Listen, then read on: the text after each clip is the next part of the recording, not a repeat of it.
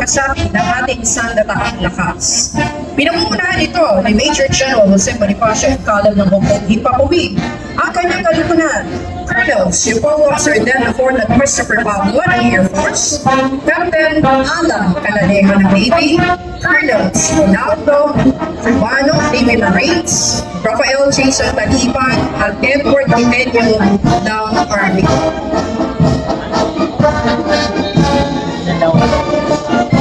Nangyari ba si tayo lahat sa pagdating ng tawag ng Pilipinas?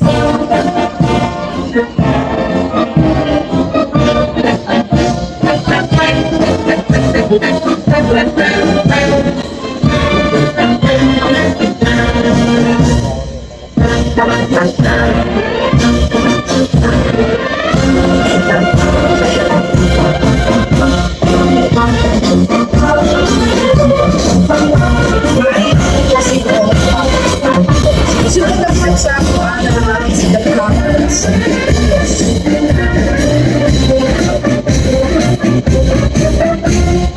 Sa kasuotang gala, sa unang brigada ng kababal na naglilingkod na nagtatakbol sa bawat sulok ng kapuluan ang mga kawal ng Philippine Army. Laging nakahandang maglingkod upang panatilihin ang kapayapaan, seguridad at soberanya ng bansa. Tungkulin nito na ipagtanggol ang teritoryo ng Pilipinas laban sa anumang banta. Isinasagawa ang mga pagtulong sa mamamayan sa panahon ng kalamidad at krisis.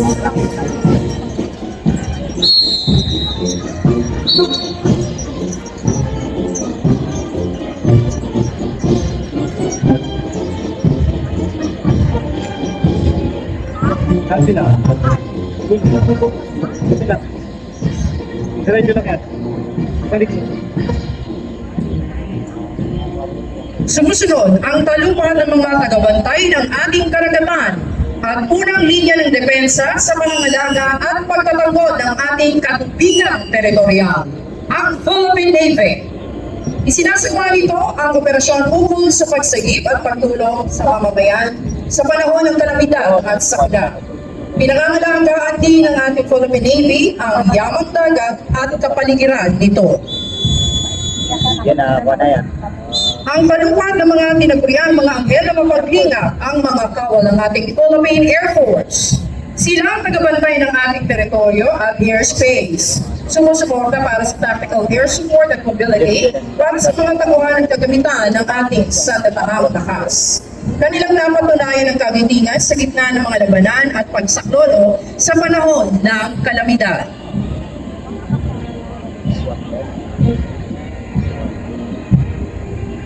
Ang pangalawang brigada sa kasuotang battle dress attire, binubuo ng Special Operations Forces o tinaguriang Elite Forces ng ating sandatahang lakas ng Pilipinas. Nangunguna ang talupan ng Scout Ranger and Special Forces ng Philippine Army. Binubuo ito ng mga individual na nakakakat ang kanilang kasanayan. Sinusuri ng All Unit Operations, Polar Reconnaissance, Intelligence, Demolitions, Jungle Warfare, Unconventional Warfare, mga operasyong kontra terorismo at iba pang mga pagbabanta sa pagsupil at kalayaan ng demokrasya ng bansa. Narito ang Special Operations Forces ng Navy, Naval Special Operations Command, Force Reconnaissance Group, at Philippine Marine Corps. Ang mga unit na ito ay sinalay sa natatanging operasyon sa psychological at unconventional warfare, mapatubig, lupa at ere. Kabilang ang operasyong ukol sa reconnaissance, close combat, demolition, intelligence, at underwater. Sumusunod na po ang mga mag-ibig na Special Operations Forces ng ating Philippine Air Force, ang Special Operations Wing o SPAO. Nakatuon ang SPAO sa mga operasyong espesyal upang maipagtanggol ang mga base at instalasyon ng Air Force at nagsasagawa ng iba pang mga kaukulang dagdag operasyon. Mula sa hanay naman ng ating pambansang pulisya ng Pilipinas, ang nagpapatupad ng batas at nagpapanatili ng kapayapaan at kaayusan. Nagsisiguro ng kaligtasan ng ating mamamayan at mga komunidad. Nangunguna ang talupan ng mga kadete mula sa kilalang Philippine National Police Academy. Inuhubog ang karakter ng mga kadeteng ito ang mamuno sa hinaharap ng nananaig ang paglilingkod, karangalan at justisya. Ngayon din bilang mga Diyos, responsable at respetado mga public safety officer. Tayo mabuti special course sa mga.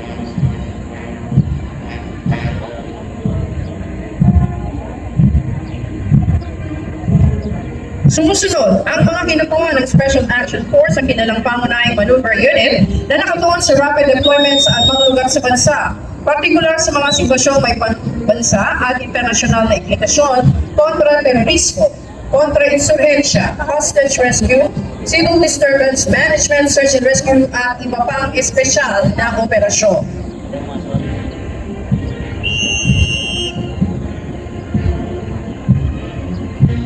Sinusundan ito ng pinagsamang kumpanya ng PNP Aviation Security Group at EOD K9 Group.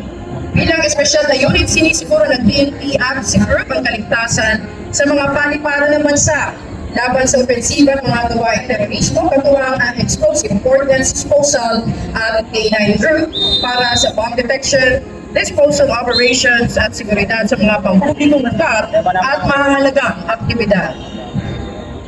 Kabilang pa rin sa hanay ng kapulisan ng National Capital Region Police Office na kaisa sa pagpapanatili ng kapayapaan, kaayusan at kaligtasan ng aking komunidad. Kaagapay para sa isang maayos, tahimik at ligtas na pamayanan.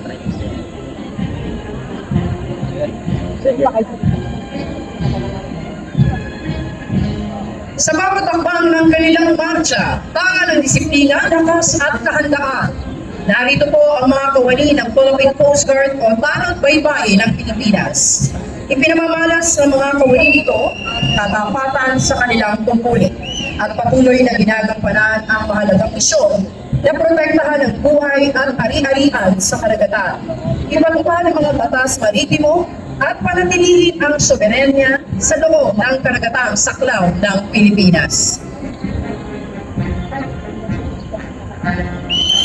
Makikita rin ang mga kawani ng Tanod Baybay sa kanilang mataas na antas ng profesionalismo at disiplina, maangkop sa iba't ibang tungkulin mula sa search and rescue, pagkakatupad ng batas sa karagatan, pagtugon sa mga sakuna hanggang sa mga malaga ng kalikasan.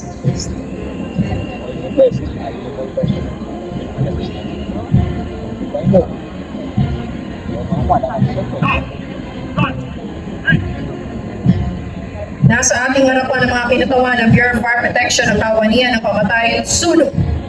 Responsable ang ahensya nito sa pagsisiguro ng kaligtasan ng mamamayan sa pamamagitan ng pag-iwas o supresyon ng panganib at kapinsalaang dulot ng sunog. Bahagi ng pagsisiguro ng Bureau of Fire Protection ang pagtuon sa mga paalala at mga hakbangin laban sa sunog. Ang edukasyon sa fire safety, fire protection at life safety systems. Ang ahensyang ito ay pinangangasiwaan ng Department of Interior and Local Government o DILG.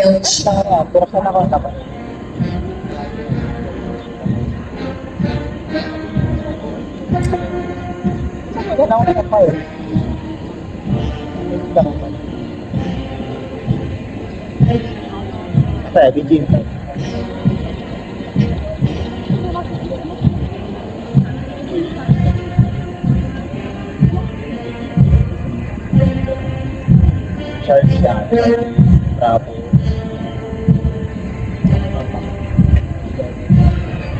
Naririto na po ang pangunahing ahensya ng pamahalaan sa ilalim pa rin ng Department of Interior and Local Government, ang Bureau of Jail Management and Penology o BJMP na itinatag sa Visa and Republic Act 6975 taong 1991. Ang BJMP ay may mandatong tiyakin ang maayos na pamamahala ng mga kulungan sa mga lungsod, munisipyo at distrito sa buong bansa. Pangunahing tungkulin ng ahensya ang pangalagaan ng karapatan at kapakanan ng mga persons deprived of liberty o PDL. Nakasalukuyang sumasailalim sa investigasyon, naghihintay ng hatol o sentensyado ng 3 taon pababa. Sinusulong ng ahensya ang ligtas at makataong pamamalakad sa mga pasilidad militar. Ang mga ginagawa ng mga mahuhusay na Juan enforcement officers na sinanay mula sa kinilang PDEA Academy. Sila na pangunahing tagapagtanggol ng bansa laban sa illegal na droga, ang Philippine Drug Enforcement Agency sa mahigit 2 dekada ay nagpapatupad ng mga batas kontra droga sa bansa